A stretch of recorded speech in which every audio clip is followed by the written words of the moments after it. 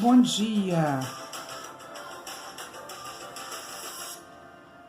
Bom dia! Hoje eu acordei feliz porque temos um lindo domingo de inverno. E por conta disso, e também a pedidos das alunas, eu vou explicar para vocês esse bloco, que é o bloco tulipa. Existem dezenas de blocos tulipa para podermos fazer, mas eu escolhi esse porque eu considero esse um dos mais simples. Até mesmo as iniciantes podem tentar fazê-lo, não é difícil. Para chegarmos aqui, eu quero explicar que eu escolhi 4 tecidos de cores diferentes, ou seja, 4 cores de tecidos. Observem, não necessariamente o mesmo tecido. Aqui, olha, eu fiz as folhas em verde, mas os tecidos são diferentes. Você também poderia usar tecidos iguais, como eu usei aqui nas pétalas da tulipa. Isso permite que a gente aproveite melhor os nossos retalhos. E tendo harmonia, não há problema algum em você misturar estampas. Então vamos lá, começar com o nosso gráfico, que é a forma que eu aprendi, né, e que eu consigo ensinar para as minhas alunas. Eu vou repetir aqui exatamente o processo que eu utilizo nas nossas aulas, para que a gente sinta aí que estamos próximos e continuando tendo aulas nessa pandemia.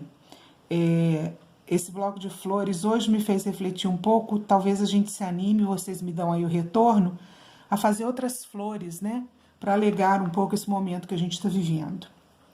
Então aqui eu tenho o nome do bloco, Tulipa em Patchwork. Eu quero chamar a atenção para vocês que nós vamos usar uma margem de costura de 1 centímetro. Eu sempre começo a ensinar minhas alunas com margens maiores. Caso elas errem na costura, a gente aproveita o trabalho. Margens de 0,75, 1/4 de polegada ou mesmo meio centímetro, lá na frente, quando elas estiverem mais adiantadas, a gente passa a utilizar. Então, olha, o material, como eu já disse, tecidos em 4 cores. Eu desenhei aqui o gráfico da tulipa e utilizei legendas de letras. Então, A maiúsculo, B minúsculo, C, D, E e F maiúsculos. E utilizei A minúsculo 1, A minúsculo 2, vocês vão entender por que eu repeti o Azinho, B, C e D minúsculos. Então, nós vamos precisar cortar um quadrado de 9 por 9 centímetros na cor vermelha, no caso do meu gráfico. Vocês vão escolher as cores aí de vocês. Um quadrado na cor neutra, que no meu gráfico está em cinza, B, um quadrado que vai dar origem a esse triângulo C, um quadrado que vai dar origem a esse triângulo D, igualmente um quadrado que dará origem ao triângulo E e um quadrado que dará origem ao triângulo F. Portanto, 1, 2, 3, 4, 5 quadrados, 9 por 9 centímetros. Vamos cortar um retângulo de 9 por 16, que é esse aqui, o A1, Azinho 1. Um retângulo também de 9 por 16, representado aqui por Azinho 2. Um retângulo de 23 por 9, representado aqui por Bzinho. Um retângulo de 23 por 9, representado aqui por Czinho. Um retângulo de 30 por 9, representado aqui por Dzinho. Isso, vocês vão entender essas medidas à medida que o nosso processo for acontecendo. Então, a primeira providência que eu vou tomar é pegar o quadrado A, que eu escolhi essa cor para ser ele, e um quadrado que eu escolhi essa cor para ser o meu quadrado B. E eu vou à máquina unir os dois, passando aqui uma costura. Voltamos aqui, ó, passei uma costura a 1 centímetro de distância da margem do tecido. Estamos trabalhando o tempo todo com a margem de 1 centímetro, ok? Eu poderia ir ao ferro elétrico, mas para poder adiantarmos aqui, a gente pode utilizar o vincador, que tem mais ou menos o mesmo efeito. Teve uma leve rasgadinha aqui, ó, mas isso não vai nos atrapalhar não, tá? Eu vou aproveitar esse pano aqui mesmo, só para vocês verem. Então, vejam. Quando eu uno, e eu quero falar para as iniciantes, quando a gente está unindo blocos de patchwork, a gente não precisa se preocupar com retrocessos, tá? porque a próxima costura vai passar por cima e uma vai prendendo a outra, nesse caso aqui. Então, vejam o que eu tenho aqui. Eu quero que vocês acompanhem o gráfico, olha. Passo a passo. Primeiro passo, unir A mais B. A mais B unidos. Observem, se eu tinha 9 centímetros em A e mais 9 centímetros em B, ao unir, eu perdi 1 centímetro do B e 1 centímetro do tecido A. Portanto, o resultado final desse retângulo formado pela união de A e B é, na verdade, 16 centímetros, que era 9 mais 9, menos 1 aqui, menos 1 aqui. Eu tenho, então, que esse retângulo tem 16 centímetros. Por isso, eu já explico, né, o fato do nosso retângulo Azinho 1, que será agora, no passo 2, unido a esse retângulo AB, ter 16 centímetros, que é exatamente essa distância aqui que ele deverá preencher. Então, eu vou pegar um tecido da mesma cor de B, que eu vou chamar de retângulo A1, e vou unir agora aqui, ó. No meu caso, esse tecido não tem avesso e direito, mas se tivesse, era avesso, desculpa, era direito com direito. Direito com direito, ó. E agora eu vou lá passar uma costura aqui para vocês verem. Voltamos aqui agora com aquele retângulo Azinho 1 já pregado ao conjunto AB. Vejam como tá aqui escrito, olha, unir AB a A1. E eu obtenho esse desenho, vejam, certo? Agora, qual é o próximo passo? Eu vou unir o conjunto A2, Azinho 2C, a essa margem aqui do conjunto AB.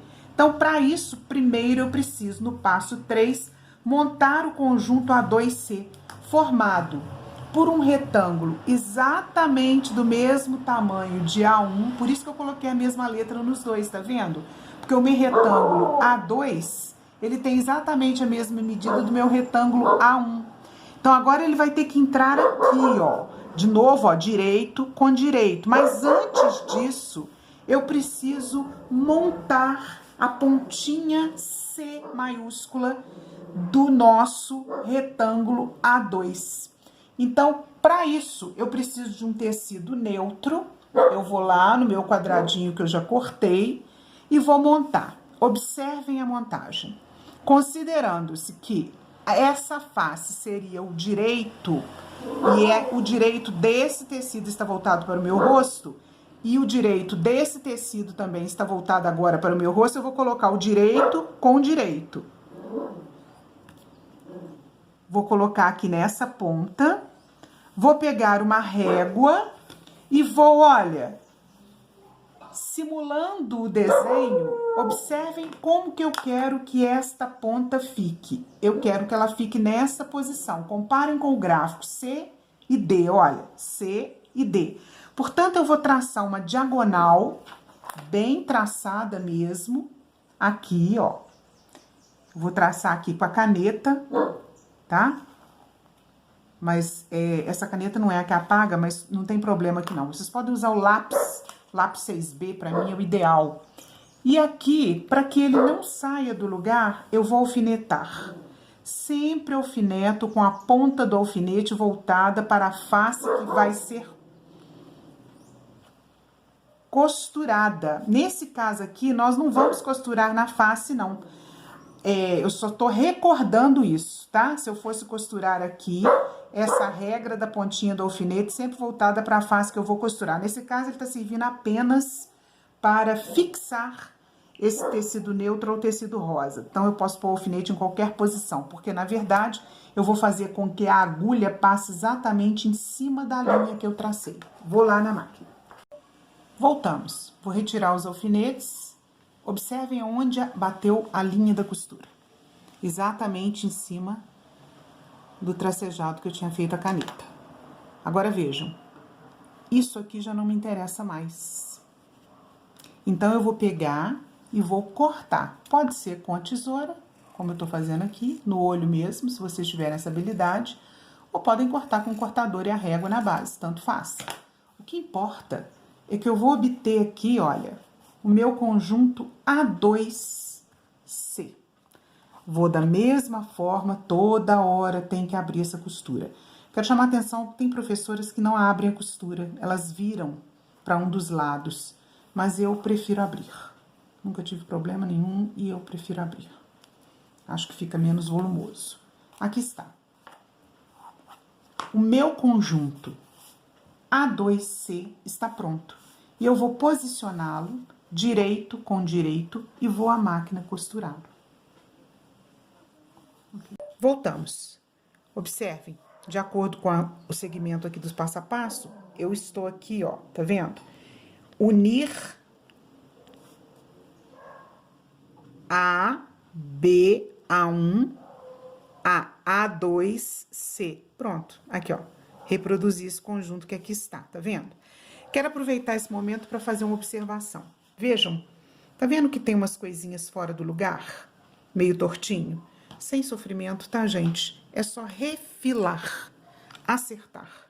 A gente vai pegar aqui, ó, e já começamos a acertar. Por mais cuidado que a gente tome, é natural que a gente tenha alguns deslizes na hora de costurar ou de cortar e que algumas pontinhas fiquem fora do lugar. Basta que a gente faça uma limpeza e coloque todo mundo no lugar. Isso pode ser feito a cada passo para que você não vá entortando o seu trabalho. Isso depende um pouco do tipo de tecido que você utilizou, qual a posição que você colocou ele no bloco, se você escorregou um pouquinho a mão na hora de riscar ou de cortar, mas não é nenhuma tragédia. Todo mundo erra, todo mundo faz um pouquinho torto, o importante é ele ficando, você ir acertando, não tem problema algum, não é erro, não tá errado. Não esperem que simplesmente pelas medidas e cortes, principalmente para quem está iniciando, você vai montando e vai ficando perfeito a cada passo. Você vai acertando ele, sem tirar muito da medida, é claro. Se você vê que você teria que tirar 1 centímetro para acertar, aí você costura de novo, desmancha e faz de novo, que foi algum erro grosseiro. Mas essa coisinha tão pequenininha que eu brinco com as minhas alunas, esse beicinho de pulga que eu acabei de tirar daqui, ó, não atrapalha em nada a medida do seu trabalho. Vejamos. Agora, nós vamos continuar fazendo o mesmo raciocínio em todo o resto do bloco. Nós estamos aqui, olha, esse bloco está reproduzindo essa parte aqui da flor, olha, vejamos. Qual é o próximo passo? Unirmos esse conjunto aqui a esse aqui. Ele vai entrar aqui. Então, aqui eu já tenho separado o meu retângulo Bzinho com um quadrado que vai ser o meu quadrado E, pra gente formar isso daqui. Vocês vão colocar a ponta nessa posição no retângulo e depois unir esse conjunto aqui, ó, a esse miolo. O outro passo, nós vamos unir aqui embaixo o retângulo C, que já tá separado aqui, ó, ao quadrado, desculpa, D. Nós vamos formar, então, aqui, ó, o retângulo CD, que é esse que vai entrar aqui embaixo. E, finalmente, nós vamos pegar o retângulo Dzinho, também com o quadrado F, e vamos colocar nesta posição aqui, que esse aqui é o Dzinho e esse aqui é o F. Espero que vocês tenham compreendido, e eu quero acrescentar que esse bloco pode parar por aqui, ou vocês podem colocar uma margem nele. Se vocês quiserem que ele seja, por exemplo, um centro de almofada, ele tá medindo aqui, ó, aproximadamente 30 por 30, mas a minha almofada tem 50 por 50, então o que eu vou fazer? Faltam 20 centímetros, eu vou colocar uma margem de 10, outra margem de 10, outra margem de 10, outra margem de 10, em moldura. Nas molduras a gente sempre coloca, no caso de quadrados, né? Eu sempre coloco a parte superior, depois a parte inferior, e só então depois eu venho com direito e esquerda, tá certo? Espero que eu tenha ajudado vocês, e vamos pensar em florir nossa pandemia com outros blocos de flor. O que vocês acham? Aguardo aí os comentários e sugestões. Um grande abraço!